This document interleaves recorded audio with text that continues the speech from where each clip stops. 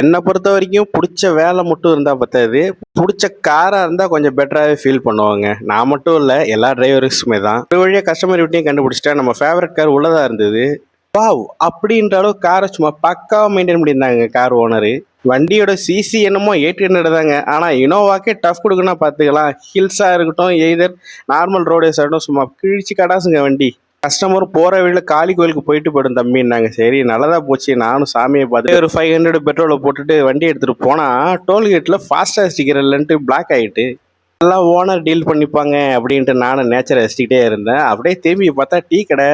Guys, எந்த ஒரு டிரைவரும் கார் இல்லாமல் கூட வாழ்ந்துருவாங்க, ஆனால் டீ இல்லாமல் ஒரு செகண்ட் கூட முடியாதுங்க. டீ சும்மா அருமையாக இருந்ததுங்க. குடிச்சு முடிச்சுட்டு கிரகப்பிரவேசம் வேண்டாங்க. சரி நானும் வீட்டுக்குள்ளே போயிட்டு டிஃபனை தான் சாப்பிட்டேன் ஃபஸ்ட்டு.